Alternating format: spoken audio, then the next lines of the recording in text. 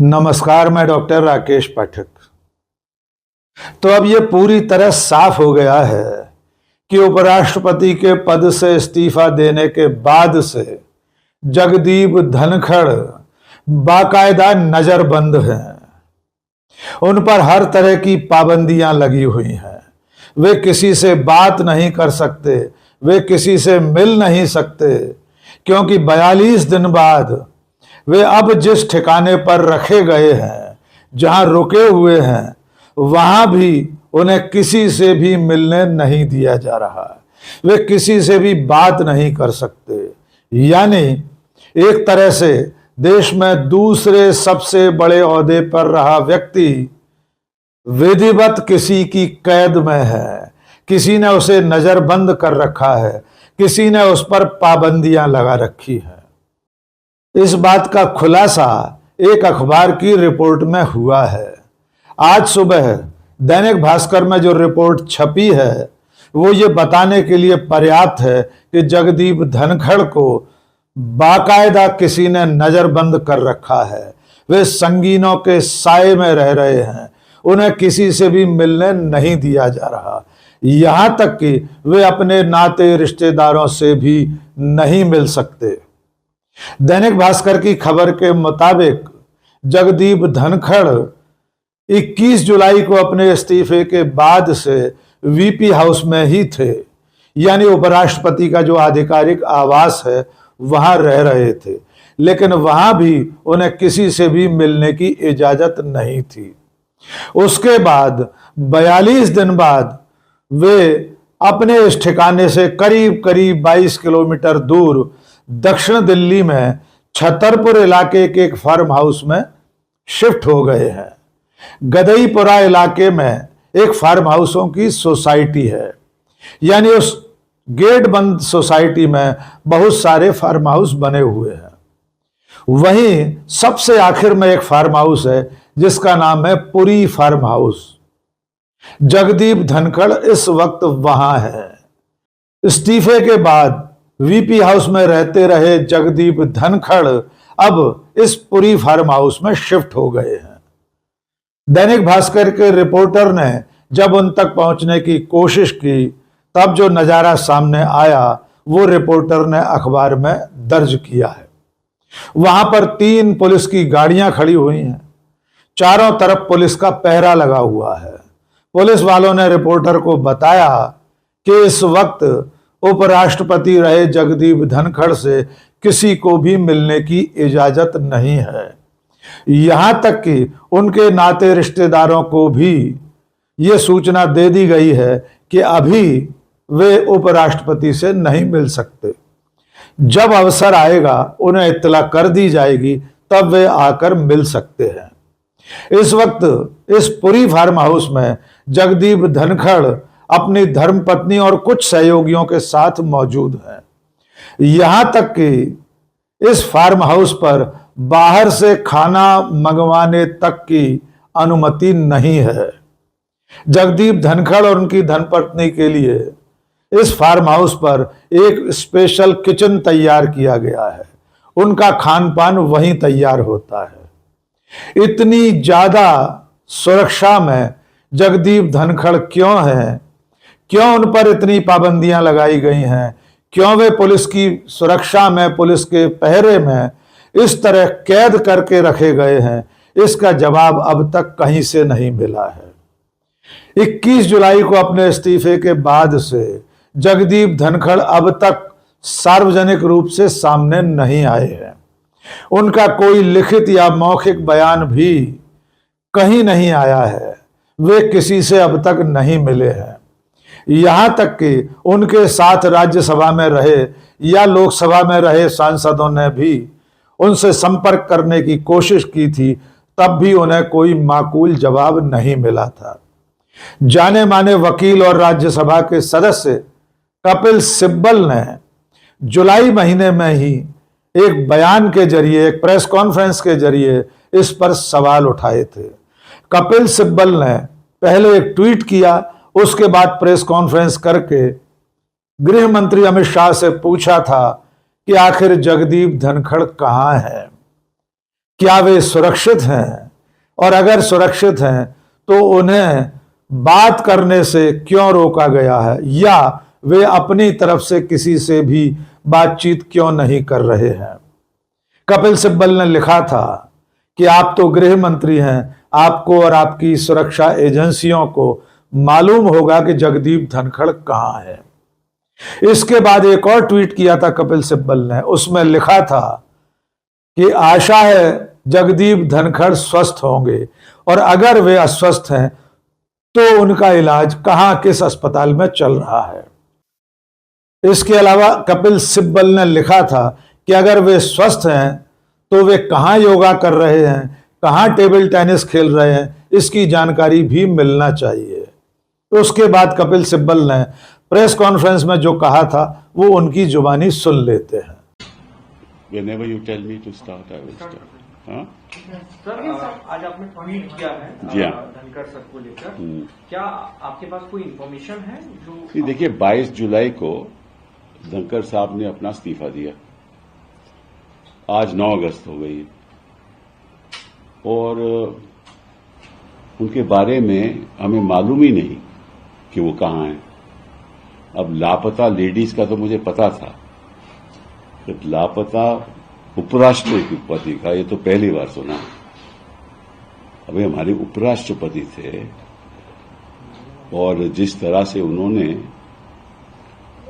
सरकार की रक्षा की जब से वो उपराष्ट्रपति बने, अब लगता है कि विपक्ष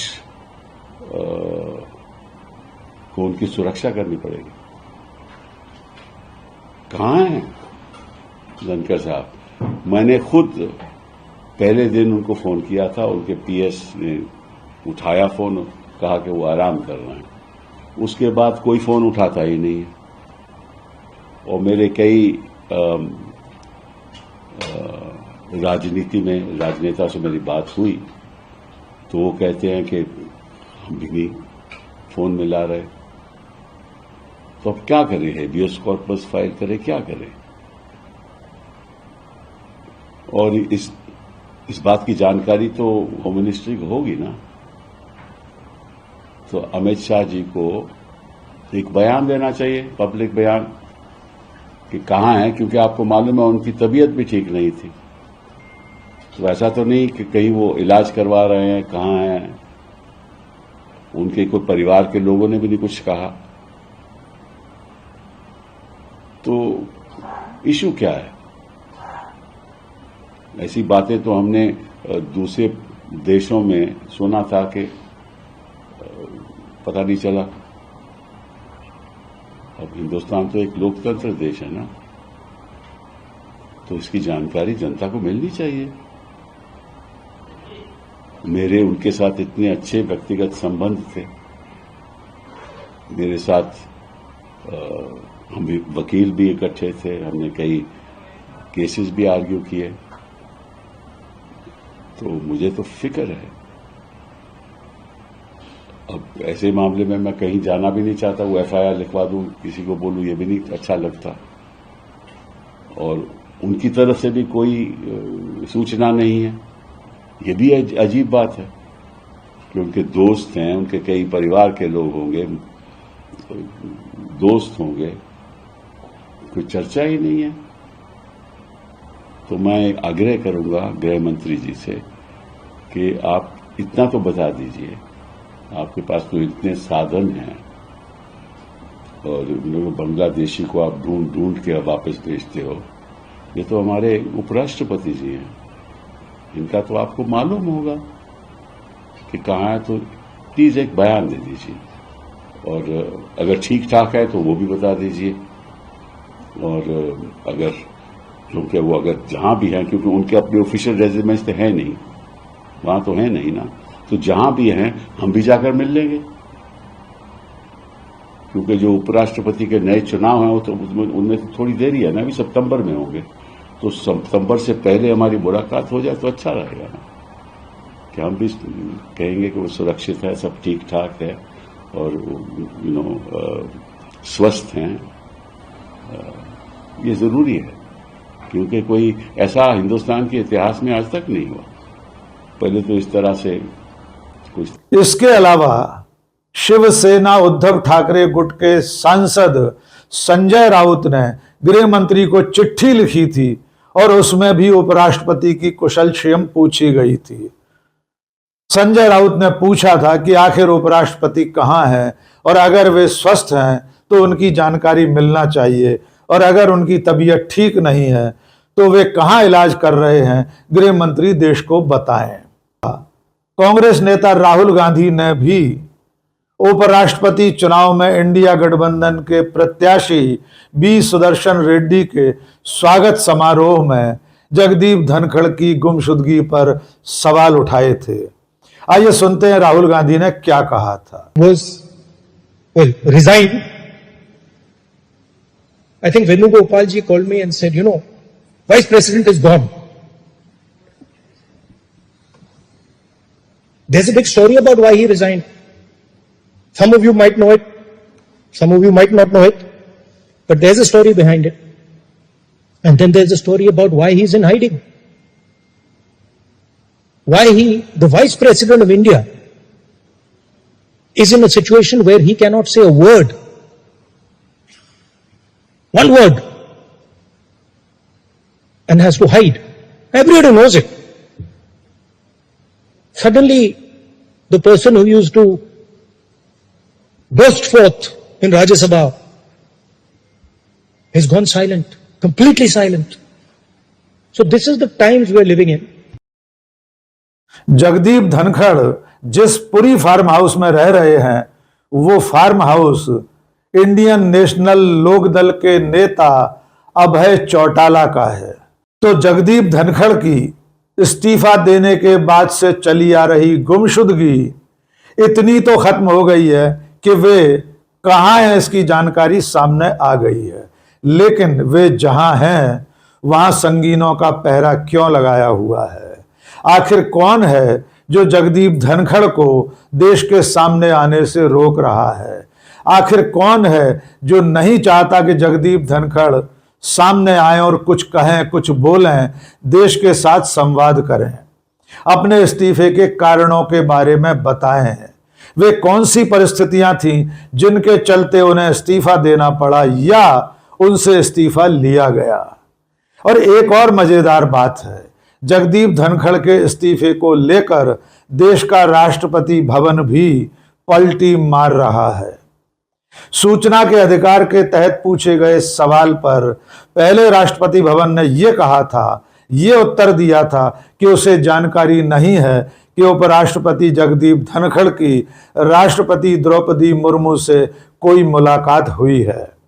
इसके अलावा राष्ट्रपति भवन ये बताने को तैयार नहीं है कि राष्ट्रपति ने जगदीप धनखड़ का इस्तीफा किस तारीख को कितने बजे मंजूर किया था। इस सवाल के जवाब में राष्ट्रपति भवन ये उत्तर दे देता है कि गृह मंत्रालय ने 22 जुलाई को नोटिफिकेशन जारी किया था जिसमें जगदीप धनखड़ के इस्तीफे की जानकारी दी गई थी। ऐसे ही एक और दूसरे आरटीआई के जवाब में उपराष्ट्रपति भवन के मार्फत जब राष्ट्रपति भवन से पूछा गया तो इस दफा राष्ट्रपति भवन ने जगदीप धनखड़ और राष्ट्रपति द्रौपदी मुर्मू की मुलाकात स्वीकार कर ली है। इस दफा आरटीआई के उत्तर में राष्ट्रपति भवन ने बताया है कि जगदीप धनखड़ की राष्ट्रपति से 21 जुलाई को मुलाकात हुई थी। तो कुल मिलाकर उपराष्ट्रपति के पद से जगदीप धनखड़ का इस्तीफा बेहद रहस्यमय बना हुआ है। शुरू के 42 दिन तक उनकी गुमशुदगी और उसके बाद उनकी संगीनों के साए में दिल्ली पुलिस के पहरे में एक फार्म हाउस में मौजूदगी और अब भी उनको लोगों से मिलने पर रोक टोक लगाना बड़े संदेह पैदा करता है। उन्हें किसी से भी, यहां तक कि रिश्तेदारों से भी मिलने की इजाजत नहीं है और ये पाबंदी किसने लगाई है आप अच्छी तरह जानते हैं। और चलते चलते उन्हें खामोश रखने की कोशिशें क्यों हो रही हैं इसका एक अंदाजा लगाने की कोशिश करते हैं। दरअसल 9 सितंबर को उपराष्ट्रपति पद के लिए चुनाव होने वाला है।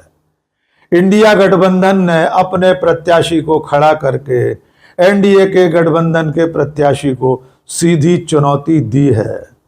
चुनाव के मौके पर मतदान से पहले प्रधानमंत्री नरेंद्र मोदी और सरकार नहीं चाहते कि जगदीप धनखड़ सामने आए और ऐसा कोई बयान दे दें जो मोदी शाह और सरकार के लिए परेशानी का सबब बन जाए। शायद इसीलिए जगदीप धनखड़ को संगीनों के साए में कैद करके रखा गया है। शायद इसीलिए उनकी जुबान पर ताला लगा दिया गया है। जगदीप धनखड़ कब सामने आएंगे, कब उनकी जुबान खुलेगी, कोई नहीं जानता। लेकिन उनकी गुमशुदगी और उनकी खामोशी नरेंद्र मोदी और उनकी सरकार पर बड़े संदेह पैदा करती है। आज के इस वीडियो में बस इतना ही। बहुत बहुत शुक्रिया। जय हिंद।